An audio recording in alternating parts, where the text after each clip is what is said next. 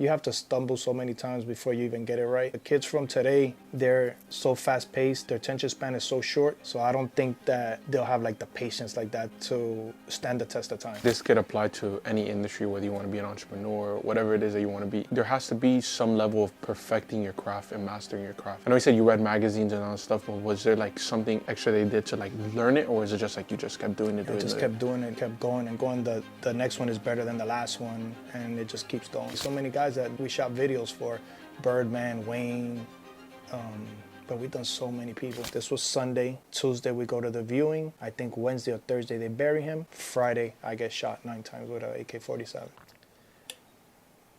At that point, do you think about God? Today, a very special guest. Okay, I think it's fair to say you are a car mogul, right? Investor, right? Partner in the Rick Ross Car Show. I mean, the list can go on, really, right? It can go on. But it's my pleasure to interview him, 57 Freddy. It's an honor. Appreciate you taking the time, seriously. And like I said, I really wanted to try this, so I'm gonna give an honest thing before it goes. But do the questions along with it, right?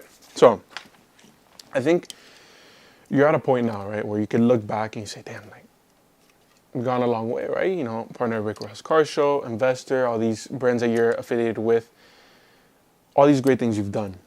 But I was listening to your interviews, and the way that you described your come up was like you first started it as a joke.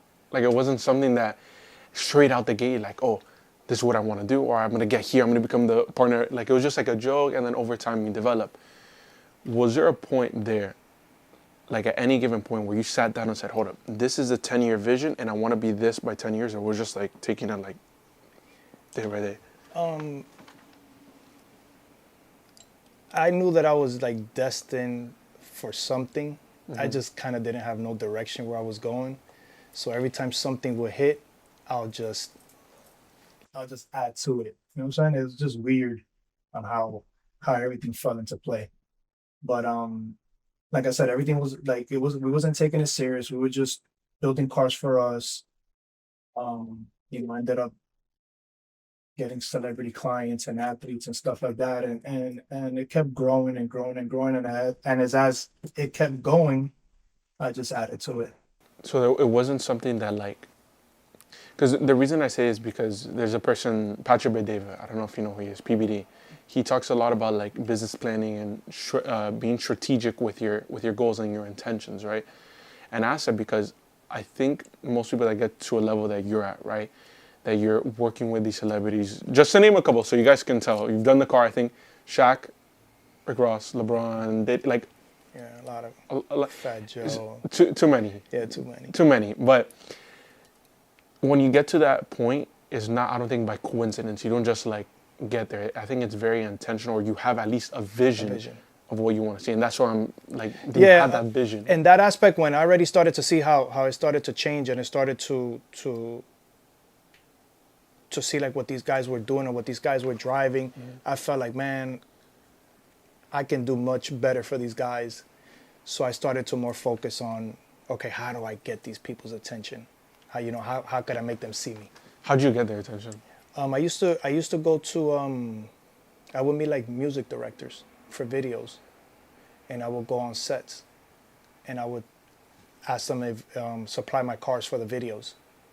So that's what I would do, take my cars to the music videos and try to get, like Joe, Cool and Dre, so many guys that we shot videos for, Birdman, Wayne, but we've done so many people. Yeah. We've done music videos for so many people. And I felt like that was like the easiest way to get in, because it's very hard for them to come to like your establishment. But if you're there when they're there and they're actually working, it kind of just makes sense, and it was easy. I think there's a big takeaway from that, right? Like if you guys want to get and network with people, or build I think it's more building a genuine relationship with the people, and not just like, oh, this is like, I think you built a genuine relationship with these people that are like high caliber, but at the same time you took a back door, because anybody can just like email, say you had whoever's email, Drake's email. You just decided to email. What are the chances if you don't have like any credibility or anything that he's going to answer? But if you find a backdoor of like, and being easier for him and just coincidentally like bumping into him, Correct. it'll be more like hey, Organic. Way, Yeah, it's more organic. Exactly. They feel more comfortable, and even when you when somebody refers you, you know, you're with somebody that knows them, and then they bring you along. So sometimes I'll do that. I'll tag along with certain individuals just to get myself seen. And once, maybe the first time they won't acknowledge you, be a couple times, and as the time goes, one day they'll just dap you. What's up, man? How are you? Because now they see you so much that they feel like they know you, and then you just start building from there. Was there a moment that you knew like, hey, like I want to get in contact with these people, but you're like, damn, but why are they not giving me their time, man? Why are they not like a moment of like discouragement? The thing with that is that for like what I do, not everybody's a fan of vintage vehicles, so that's hard, you know. And if they are, they don't understand the concept, they don't understand the levels to it. They just see a classic car and they think it's a classic car. You got a classic car for 10 grand. You can have a classic car for $3 million. The majority of these guys don't know what they're looking at. So there's discouragement, but you also need to understand that some of these guys, they're doing it because it's hot right now. And I'm doing more for the passion. I think there's something that popped into my mind. Correct me if I'm wrong, but I think this is the art of like business and like kind of selling. And I was just talking with the executive I just interviewed, and I was saying, do you think Jeff Bezos, there was a market for fast overnight delivery? Like people didn't know that's what they wanted, but he kind of brought up something and made people realize, hold up, this is what I really want. And I think that's kind of what you did too. Like people didn't realize, oh, I like vintage cars until you said, yo, look at this car that I made. Yo, I'm a pro at this. I'm the best one that can do that. And people started realizing, shit, you know, I do kind of like that. Kind of like it. Making that like market type of thing, if you understand what I'm saying. Yeah, I understand. And I think that's the beauty of it. But I'm going to try this. I'm just genuinely curious how this is going to taste. It's good, actually. You know what it tastes like?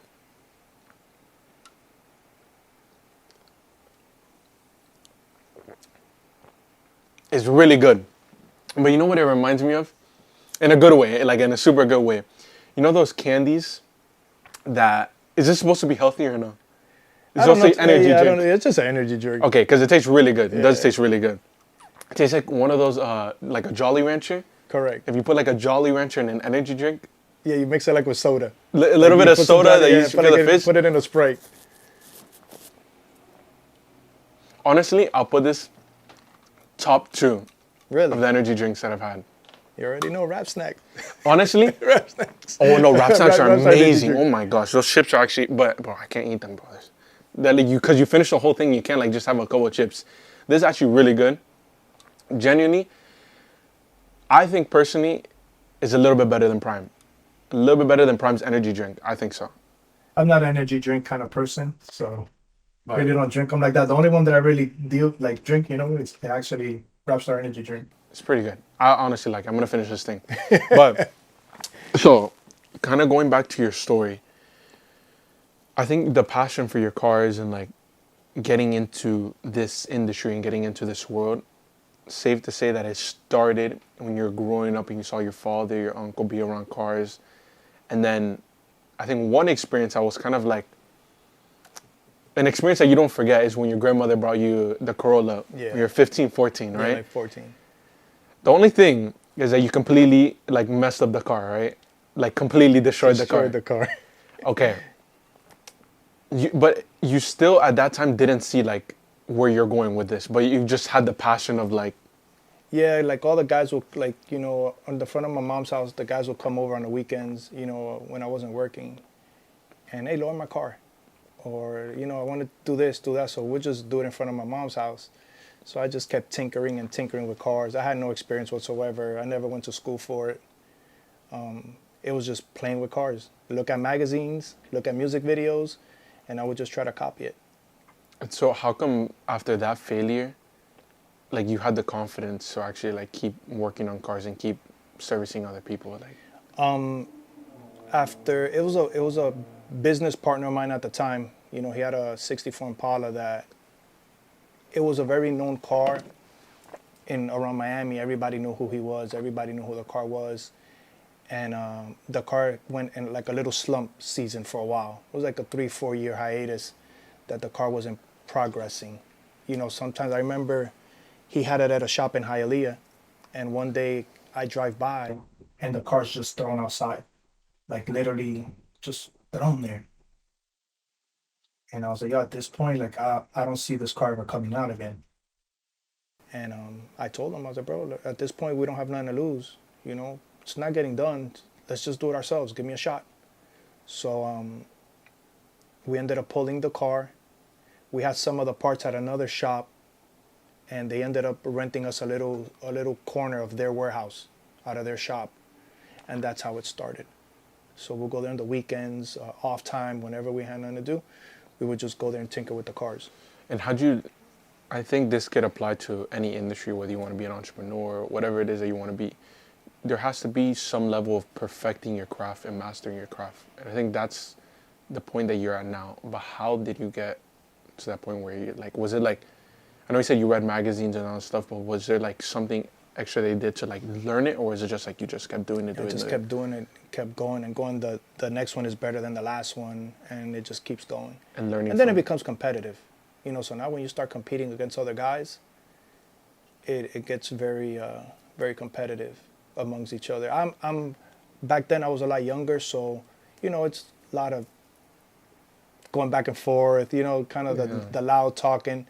But for me, it was just more to help you be better, so you can make me better. So I'll kind of diss you and say, you know, bad stuff about your car or whatever, just to get a rise out of you. But it was more so you can make me better. You know, some people don't know how to handle that pressure. I just did it more for fun. Even to this day, I still do it. I'll pick a guy that I think might have something, and I'll just start teasing him. And I'll just start going at him. And then that'll kind of like spark me to be better. Yeah. I think there's a level of creativity that you have to have. Absolutely. Where does that inspiration for the creativity come? Like I said, like I'm a student. Like I'm a student. When you say student, what do you mean student? I study everybody. I study all the best builders, the fabricators. Like I study this industry. I know the parts that are coming out. I understand everything when it comes to the automotive industry. And if you study builders and you see their work, there's just certain things that these guys have that you can apply to your stuff or make their stuff even better. So you see something on that car, okay, I like that idea, but instead of it being like this, I'm just gonna do it like this. And now now somebody will take that idea from me and revamp it, and it just keeps growing. And you just keep adding to it. So kind of taking the inspiration from things that you wouldn't normally take inspiration from. Correct. And I think there was something, Brian Chesky, the CEO of Airbnb, he said something. He got a degree in architecture, which is complete opposite of what Airbnb is. But he was like, I think it was architecture, some degree that he said like, architecture is not something how it looks, but it's the way it works. So you learn how to work from the inside out. And it's kind of, I think, the same thing with you. You took inspiration from other fields that have no correlation with the car world, but you took that inspiration and that creativity and like twisted it. Implemented it and made it work for me. I think that's very powerful for like anybody. Like this is it, and I want to get your take on this. I think especially like young people think that you can only learn from somebody in your industry. Meaning if you want to be whatever it may be, you want to design an energy drink, you can only learn from people that have done energy drinks. That's not true. And I don't... Yeah, that's not true. What do you think about that? It's not true. I know a lot of good businessmen. I know people in the industry, let's say hypothetically, there's people in the industry that are good fabricators, good car builders, but they're shitty businessmen. Take a guy that's into real estate, that's successful in real estate, follow his plans, and use it to, use that to help your business part in the automotive industry where you're weak at. Some of these guys are not good at finances. Let's take a banker. that's successful in banking, and that implement that into what you have going on. And I think there's a power in that, because when you look at companies, even actually, oh my gosh, great segue, right? You talked about in a podcast that you no longer are hands-on in the sense of like you're the one doing all the work. You just like oversee and delegate, and it takes time to get to that point. But I think the message and the overarching theme of that is that hire people that are better, or at least can do a good job and where you can delegate to. Like you said, say somebody's not good at finances, but they're good at creating cars. Hire someone or get in partner, like be connected, be a network with somebody that is good where you're weak at. Correct. And then combine forces. But I think it takes time to get to a point where you have everything systemized, where you're just like looking around, you're the creative force. You can spend all day just thinking about how to be creative, how to expand this business, and then your business still goes on. Correct. How do you get to that point where it's like... It doesn't happen overnight. That's number one. Yeah. You know, I've failed so many times. I mean, it's unreal how many times I've failed that stuff.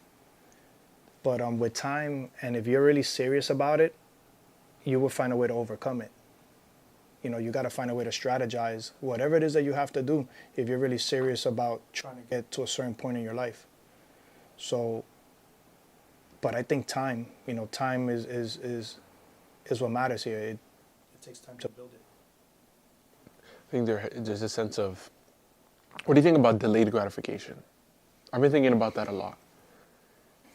Because, like, hearing from your story, I think there was a point, you can correct me if I'm wrong, I think there was a point in your thing where you said, I want to get in touch with that person. Like, you see you having a relationship with whoever you want to have a relationship with. Like my Ross situation. How long did you, like, envision that?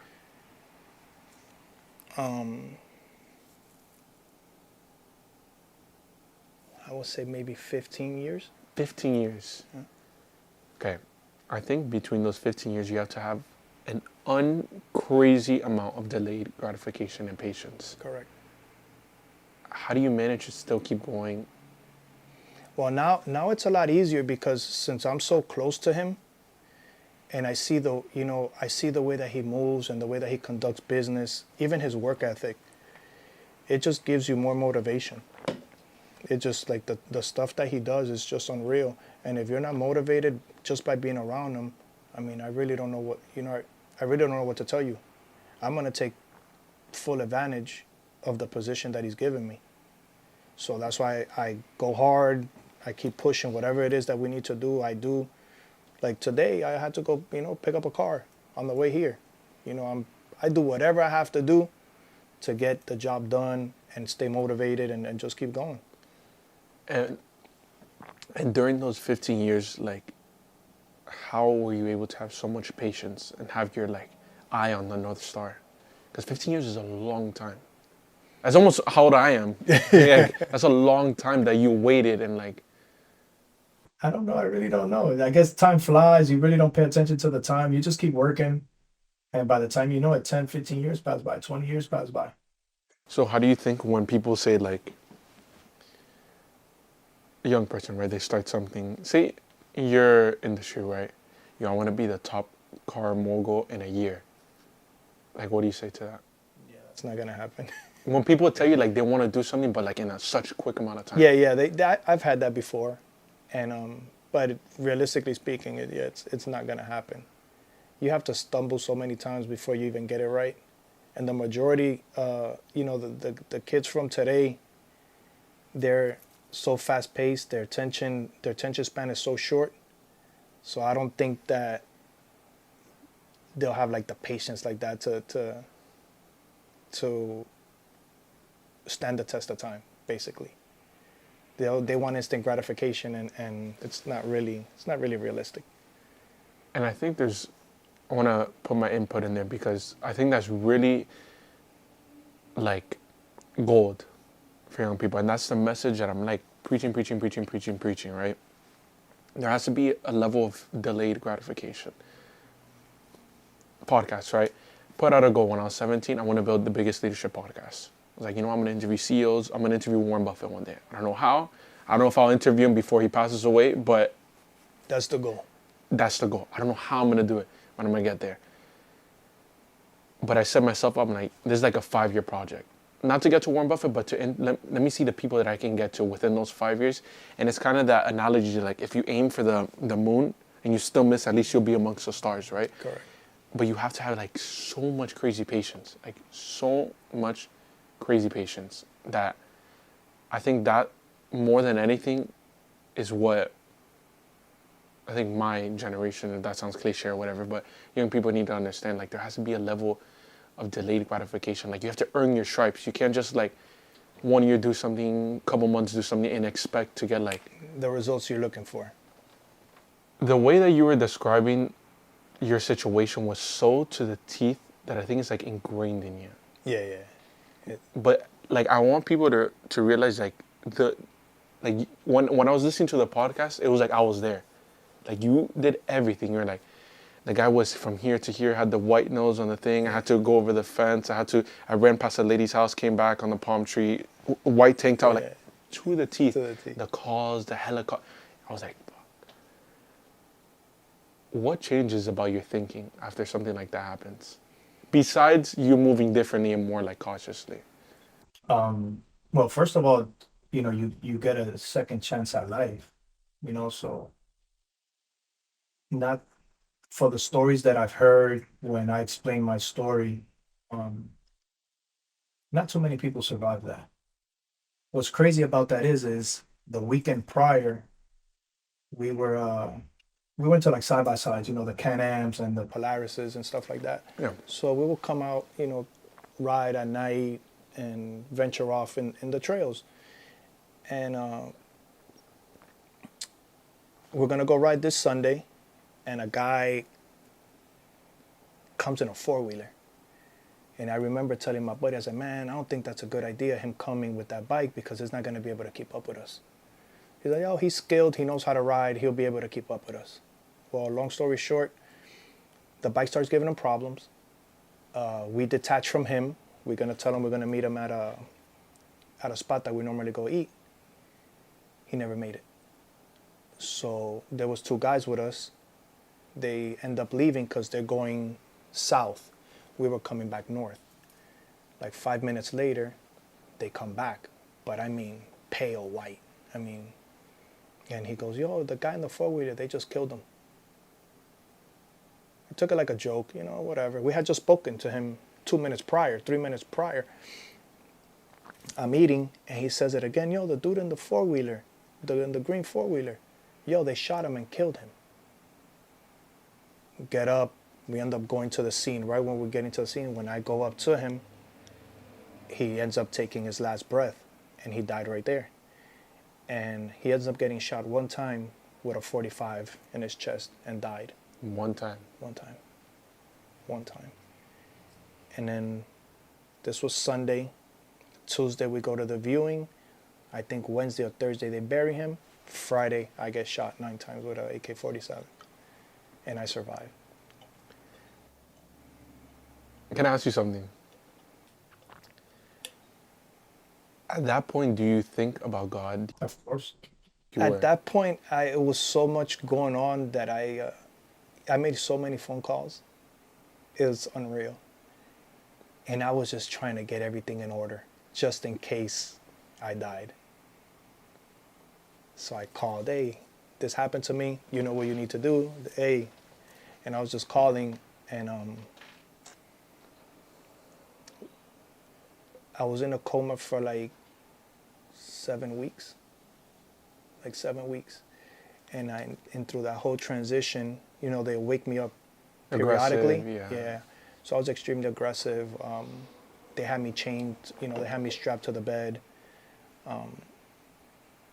But the nightmares were so vivid that I still remember like some of the nightmares. It was like intense. You feel like it's real.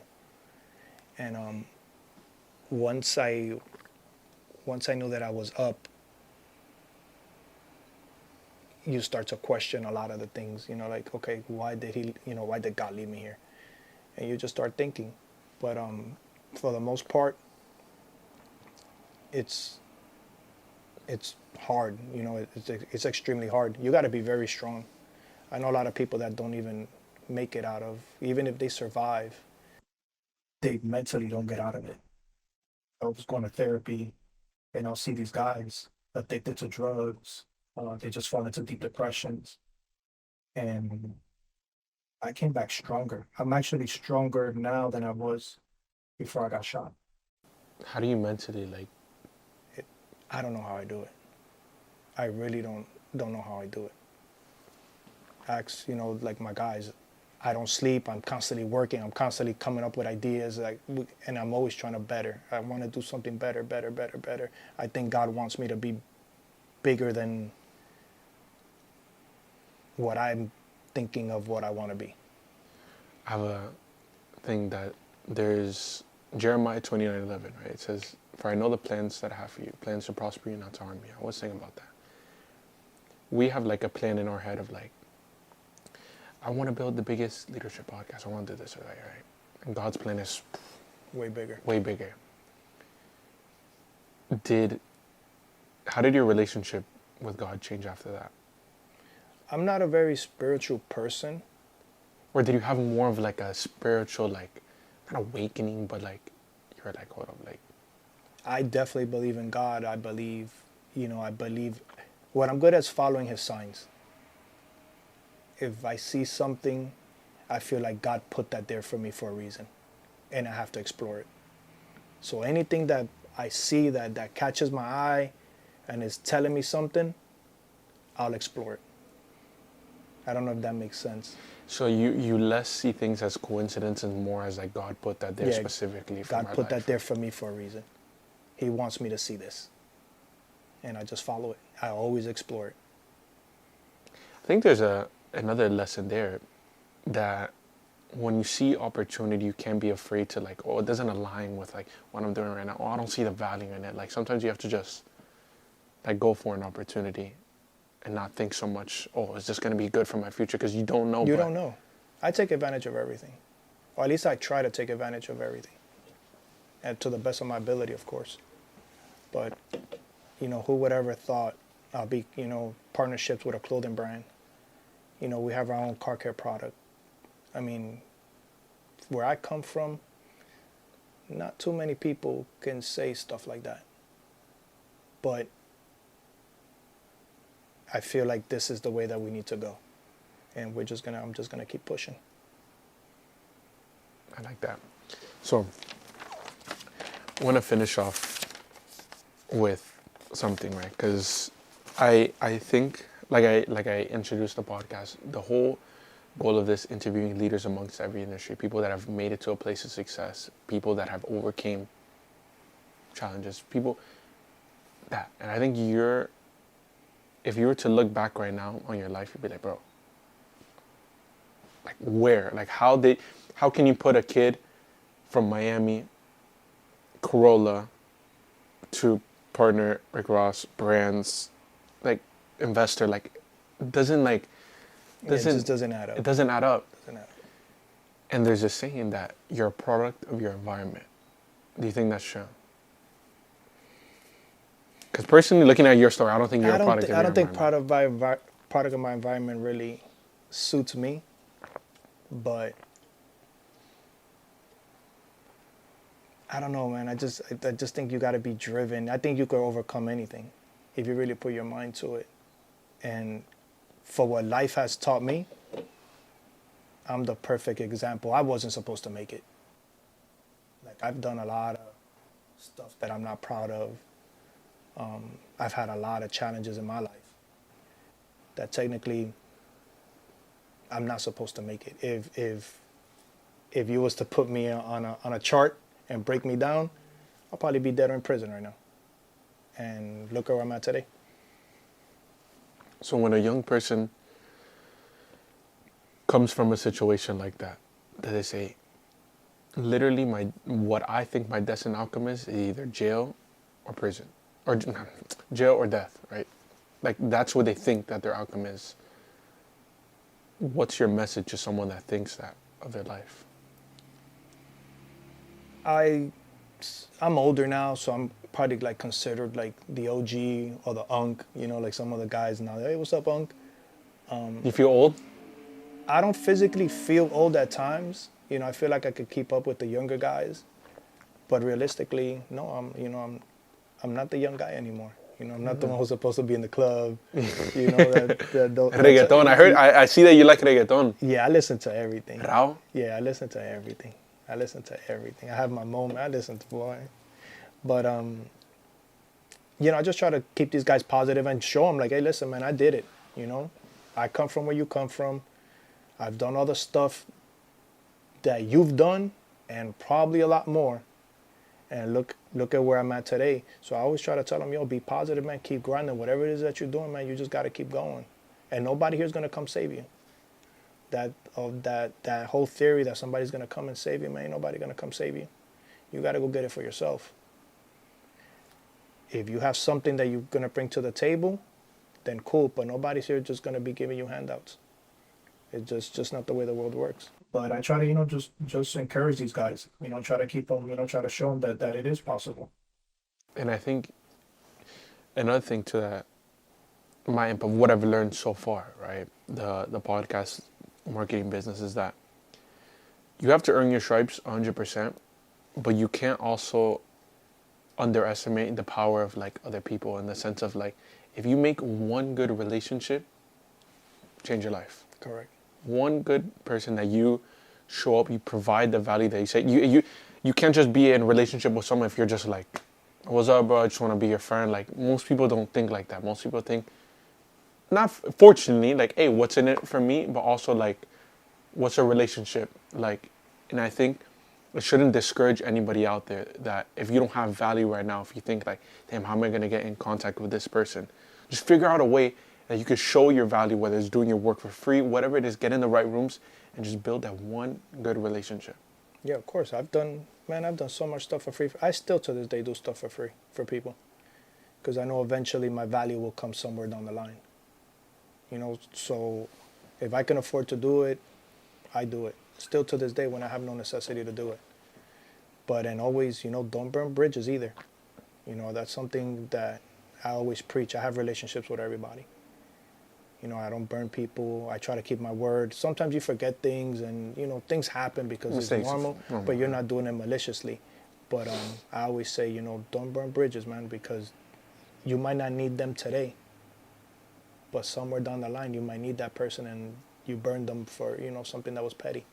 Yeah. So I think that's a perfect way to end it. If you did make it to the end, as always, I really do appreciate it. But more than that, I think if there's a couple keys that we could take away from it, right? If you think you're in a position in life where your future, what you think your future is, like, damn it, you're thinking negatively of your future. Oh, I can't get it to this position. I can't work with these people. Probably putting a ceiling that doesn't even exist because, like we spoke, I think God's plan is always greater than ours. But more than that, you have to have a high level of patience and delayed gratification. 15 years working that relationship with Ross. yes. How long have you been working this business? Like 30 years, 20 years? Yeah, I got in like, well, I've been messing with cars since I was 14. But seriously, I would say like in 97 was when I kind of like, we started taking it Say around serious. 30 years or Yeah, exactly. Yeah, pretty much. Pretty much like 27, 20. Around 30 years building a business. And this message is for you to realize that if you do have something, if you do have a goal, if you do have a vision of what you want your life to be, number one, trust in God that He has a bigger one. And number two, put yourself a long time horizon. You can't build an empire in like 1 year. You can't build what you built in 1 year. It comes with time. But as long as you show up every day, as long as you put in the work, and what I'm hearing from you is like, you said you don't sleep, you're constantly working, building relationships, and always in that sense of like, how can I get closer to where I want to get? How can today I build that another relationship? How can I water this relationship? How can I get closer in business, whatever it may be? I think that is what you should focus on. But again, thank you so much for making it to the end. Anything you want to leave off on? You already know, Rick Ross Car Show 2024.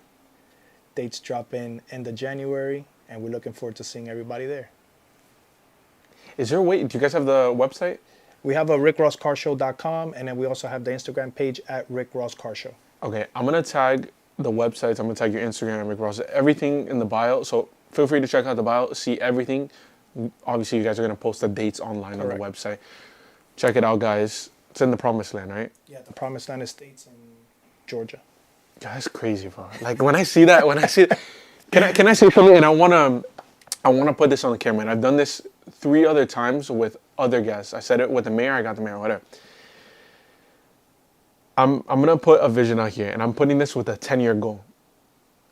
I'm gonna interview Rick Ross right there. I have it in my vision. The pool, you know the pool, obviously, right there in front of the pool, facing the house. I'm gonna put that vision. I'm gonna timestamp it, not for ego, not for anything, not for the views, but because I want to be an inspiration to you guys out there. That if you put this vision, speak it into reality. Another thing that I think is important, like speaking more for reality. I'm a firm believer. And believe me when I tell you this, I'm a firm believer in speaking things into existence. 100%. It's to the point to where I jot notes on my phone. Oh my God. So, and I can predate it. So when it happens, I can tell you, hey, listen, look, I said this back at this time.